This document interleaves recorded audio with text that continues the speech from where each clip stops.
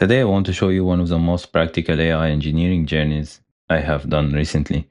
In this video, we are going to walk through how AI and Cursor IDE can help build complex observability platform at production level. Not a toy dashboard, not a fake architecture slide, but a real working system with real traces, real ingestion, real query APIs, and real UI behavior.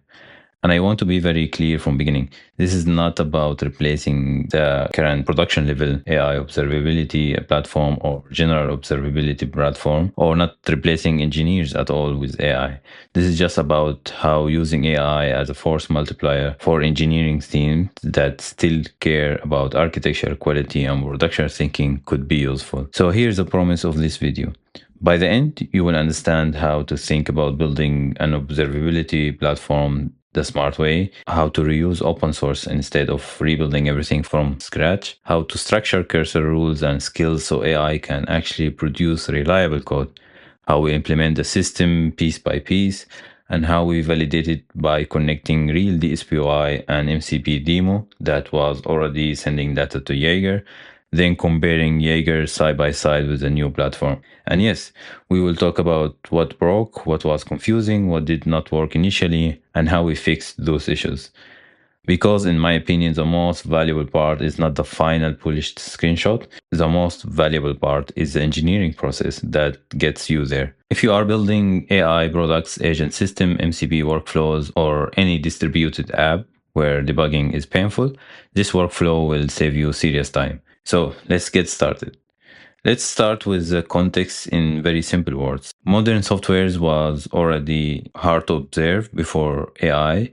You had services, APIs, queues, databases, retries, timeouts, and dozens of failure points. Now with AI native systems, complexity is multiplied. Now you also need to understand which model was used, which prompt version ran, which tool calls happened, which agent step failed, which context payload was passed, how many tokens were consumed, what that run cost, and how all that changed across deployments. Traditional observability tools are strong in some part of this story, but many teams still end up stitching many separate tools together and losing a clear operator experience. This is where this project came from. The goal was to build an open source AI native observability platform inspired by a new Relic-Style user experience while still relying on battle tested OSS systems for core plumbing, meaning do not reinvent telemetry transport, do not invent a new database, and do not add unnecessary distributed complexity. Instead, reuse mature components for ingestion, tracing, and storage, then differentiate in integration, user experience, and AI workflow visibility. And we wanted something that can actually be built quickly with AI agent within hours, days, or even few weeks, not a 2-year platform rewrite fantasy. That is the practical lens for everything you will see in this video. So what AI optimized engineering actually means. Before the technical details, I want to explain one key idea. Many people think AI coding or vibe coding means writing one big prompt and getting the full project done. That's not actually how the things should be working or real software engineering practice. Real AI optimized engineering means you still design the system, you still define boundaries, enforce contracts, test behavior, but you accelerate implementation loops.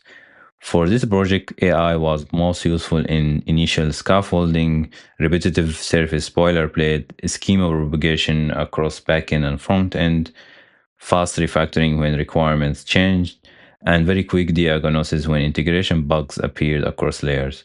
But AI only stayed useful because we put constraint in place. Without constraint, AI could create inconsistent patterns, duplicate logic, or even violate some kind of best practice architectures. So we use explicit cursor rules and explicit coding skills to keep implementation aligned. Think of it like this. AI is the engine, rules are the road, skills are the navigation instructions, tests are the guardrails as usual, and human review is the driver. If you combine all five, speed is huge. If you skip constraints, speed turns into technical debt. Now let me walk you through the first major phase. Before touching implementation, we did a capability and OSS research. Most people skip this because it looks slow, but skipping this phase is exactly why teams build the wrong thing fast. We started by decomposing what a new relic-like platform actually does at system level, not at a marketing level, at architecture and workflow level. We broke capabilities into telemetry ingestion, distributed tracing, logs and events, metrics and aggregation, query APIs, dashboards, surface dependency mapping, real-time update channels, alerts, runtime and deployment context, and AI specific observability. Then for each capability, we ask, is this required in MVP? How technically complex is it? Can this be wrapped from OSS? Should we build custom logic? Next, we analyze around 16 systems and ecosystems. The point was not to pick one winner. The point was to identify where each system is strong and where composition makes sense. We looked at OpenTelemetry, Jaeger, Tempo, Prometheus-like patterns, ClickHouse, and others. This research gave us confidence on three critical decisions. The first one is OpenTelemetry should be the standard backbone. Second, ClickHouse give us excellent telemetry analytics potential with low conceptual friction. Third, our differentiation should not be low-level telemetry transport. It should be integrated AI, native observability, user experience, and data modeling design. That one decision saved us weeks of working. So let me explain OpenTelemetry quickly in plain language. OpenTelemetry is a common language and pipeline for telemetry. It gives you standards for traces, metrics, and logs. It gives you instrumentation libraries, conventions for context propagation between surfaces. It gives you collector patterns to route and transform data. Why does this matter? If you do not use OpenTelemetry like standards, every surface and tool becomes a custom integration problem. That kills velocity. With OpenTelemetry, your app can emit standard telemetry once, then route it to Jaeger, your own platform, or multiple destinations. In our project, this was essential because later we connected to a DSPY MCP demo that we did earlier that had Jaeger flow. We were able to mirror telemetry into our platform with minimal conceptual mismatch, precisely because we kept standard assumptions. So if you are building observability in 2026 and beyond, don't ignore OpenTelemetry. You can customize on the top of it, but don't fight against it. After research, we made stack decision with one guiding rule.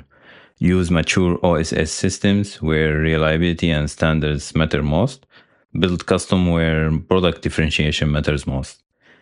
Here is what we selected and why. OpenTelemetry for telemetry standards and interoperability. ClickHouse for high volume analytics. It handles heavy append workload and fast query slicing very well. Redis for real-time public subscription fan out to clients. Simple and effective for event rails.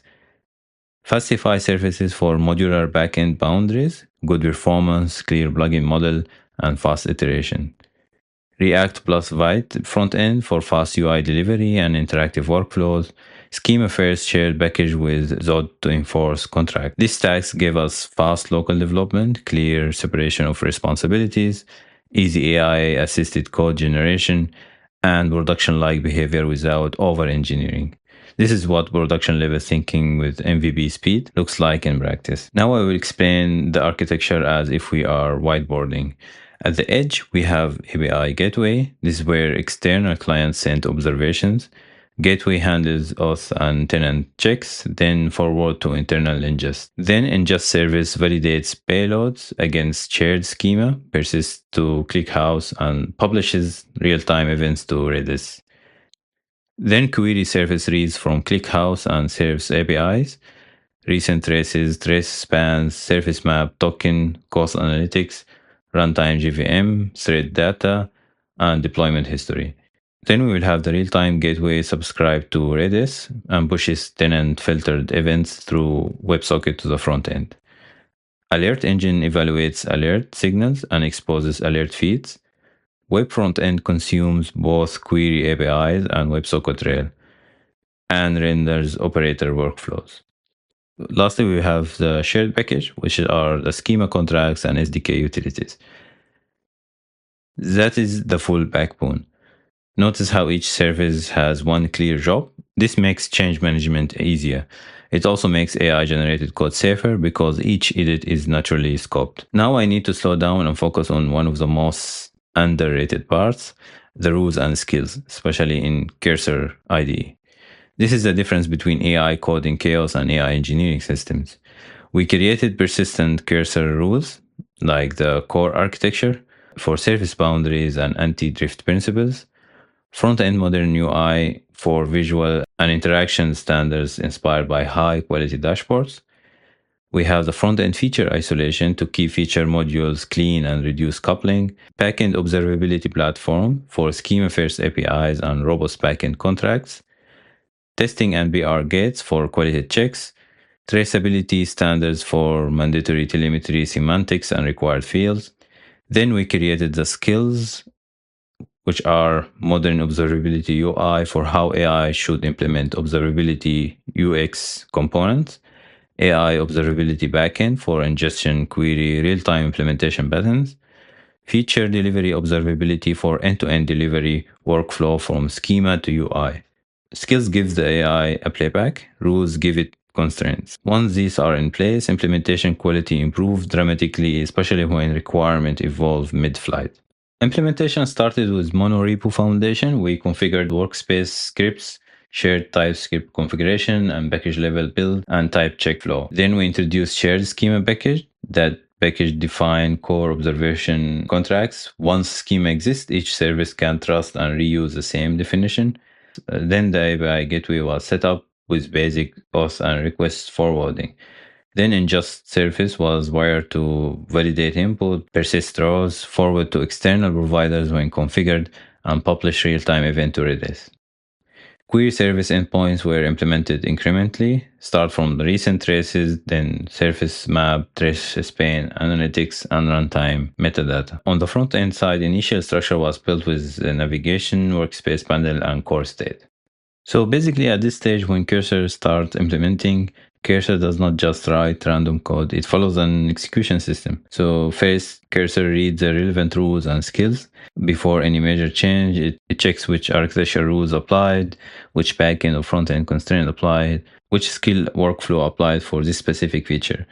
Then it breaks down the task into implementation units. For example, either schema update and just service update, query API update, or anything else. Cursor updates files in sequence, not blindly. It patches the exact files needed, keeps contracts aligned across services, and then runs type check and validation to confirm nothing being drifted. When needed, Cursor can span agents or sub-agents to parallelize focus work. For example, one sub-agent can explore which trace fields are used, another can focus on backend query changes, another can focus on UI rendering updates. Then results are merged back into one consistent implementation. This matters because complex platform work has many moving parts. Parallel specialized agents reduce search time and keep progress fast. After edits, Cursor validates and iterates. That means type checks, lints, endpoint check, and behavior checks with real demo data. So the real workflow is rules and skill guide decisions, agents and sub-agent accelerate scoped execution, file updates stay contract driven, and verification closes the loop before moving on. This is how we keep speed high without losing engineering quality. So why the user experience took so much iteration? So let's talk about the UI and why it matters so much. For observability, UX is not nice to have, it's part of system correctness. If operators cannot quickly find cause and effect, the platform fails even if data exists. So what we focus here on, dense layout without visual noise, left navigation structure that mirrors operator mental model, clickable rows, drill down across panels, side rower waterflow instead of blocking middle layout, clear error and health color semantics, nested path context for selected span, and panel specific data relevance. One thing users quickly notice is repeated generic data across tabs. So we fix tab behavior to show domain specific data, threads tab for threads, logs for log-like events, deployment for deployment context, tracing for trace-centric views. So now we get to the critical validation milestone. We integrated a real existing demo from another local project that we already sent telemetry to Jaeger. As we explained in the previous video, the link in the description below for the previous videos that we explained how we linked the DSPY and MCP demo to Jaeger. This was great because it gave us realistic traces. Now, agent reasoning flow, tool invocation, MCP request spans, all are visible in Jaeger. Instead of replacing Jaeger, we added dual export. So the same run could be analyzed in Jaeger and our new platform. This made comparison objective. So during the integration, we solved port conflict with existing collector port, Python compatibility issues, environment loading behavior, and others. After these fixes, traces from these PY demos started showing correctly in our platform. That moment is extremely important in any platform build when real external producers send data and your whole pipeline handles it end to end.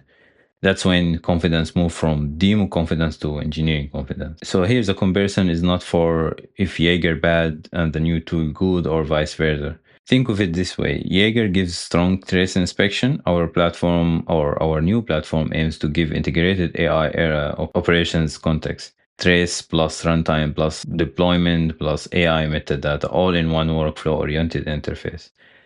So possible value added in this short demo will include like a cross-pane workflow, domain-specific panels, token and cost analytics alongside traces, and product-level user experience tuned for operator speed. So if you want to do something similar, here is a practical approach that we figured out in our last experiment. First, do capability decomposition before coding. Second, evaluate OSS systems and structure. Third, define architecture boundaries, schema contract first and create persistent AI rules and skills. Implement modular services with frequent type check and runtime validation. Validate with real telemetry producer early and push UX to production level behavior, not just data rendering. So now let's talk about the limitation. This is production style architecture, but not yet full enterprise product completeness. Areas that still need deeper work is the identity management maturity, advanced query language and safe dashboard, alert strategy depth, retention and lifecycle policy, plugin ecosystem, multi-tenant governance, and others. Also, AI generated code still needs engineering judgment. You still need to reason about security, data model correctness, operation behavior, and product priorities. So this is not AI did everything. This is AI plus discipline engineering delivered much faster. So instead of you have this kind of MVP in the course of 3 to 6 months and even 1 year, you have it now in a few days and you can build the other gaps or implement the other gaps and concerns in additional few weeks. I hope this gave you a clear, realistic picture of how AI can help build complex platforms when you combine it with architecture discipline. The biggest takeaway is simple. Don't ask AI to replace engineering thinking. Use AI to accelerate engineering execution. Thanks for watching. If you want more of this, like the video, subscribe with notification on, and share it with your friends. We release new videos every week on AI development, agents, and developer tooling. Thanks for being here.